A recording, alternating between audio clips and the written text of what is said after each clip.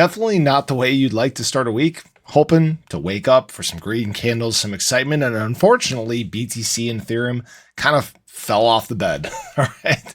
They woke up on the wrong side this morning, and SHIB unfortunately faced a little bit of correlation with this, did in fact pull back a little bit as well. Now, there's a lot I have to cover in this video, and what I want to say is that we're in a historic week in terms of BTC. We right now have a chance to either break history or follow what we've done historically speaking. So right now, when we look at the Shiba Inu charts, we can see that SHIB is in fact down at 40167. So this is our lowest spot basically since our big pump that we had all the way at the end of February. And unfortunately, what's causing this is BTC going through a little bit of a retracement here. You guys can see this is that move exactly that we talked about for BTC, falling to the bottom of our trend, where we basically fell right through our 100-day moving average. So that kind of sucks. It is what it is. The charts don't always do exactly what you want. Now, this is in part because of some whales. Some whales, the metric was a little negative yesterday. All right. We've seen this period where we have seen some net inflows, some net outflows, inflows, outflows. They're just kind of treading water right now. Luckily, the long-term trend for whales has been accumulation. That's what people need to know. All right. But over the last 24 hours, we actually saw a decrease worth 392 billion tokens. So $6.66 million dumped from the whales that hold 0.1 cent or 0.1% of the Shiba Inu supply. So that obviously contributed to our drop a little bit. Obviously some, uncertainty due to the BTC price dropping to where it's at. Now, what I will say is this is, again, this isn't SHIB being bad or anything like that. Look at the SHIB BTC chart. You guys can see that even though SHIB went through its retracement, you guys can see that we're basically flat over the last 6 days or so. We're just kind of treading water right with BTC. Very high correlation, not making too many sporadic moves one way or the other. That's good. That's stability, guys. That means right now SHIB is following the broader crypto market. Now, the interesting thing that is beneficial for us is we have this moment in history that is playing out right now.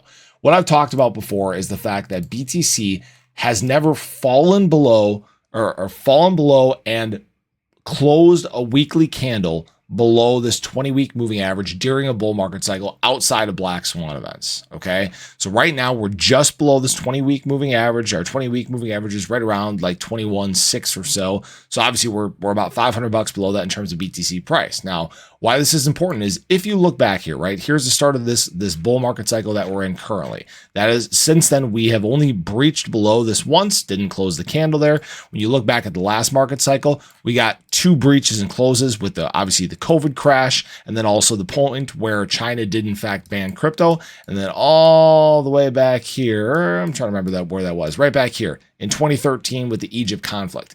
Outside of that, we have never again closed a weekly candle below this 20-week moving average during a bull market cycle. We've had breaches. You guys can see multiple breaches here and there, but we've never done it. And that's why this is important. This is a historic week, right? So either one of two things are going to happen. We're either going to do something we have never done historically in terms of BTC, in fact, closing below this 20-week moving average, or by basically Sunday, we're going to be back up above 61.6. That's the way I'm approaching this, right? Now, this does mean that obviously we could fall lower, right? We could go below here, or we may get a bounce at some point in the week, whether it's today, tomorrow, whenever, right? And we're seeing now that SHIB has a very high correlation. So what we need to be watching essentially is BTC. What kind of move is BTC going to make?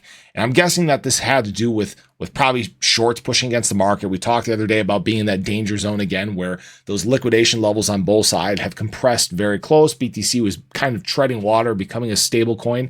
And oops, someone poked it with a stick and we went the wrong direction, right?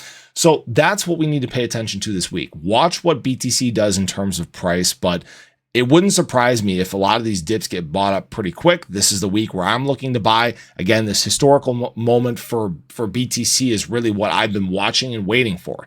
And this may again be playing out into our big bull pennant for BTC, getting ready for that ultimate trigger in late July. So have a great day. Show your love below. Let me know your guys' thoughts, but I'll catch you guys in the next one. Take care.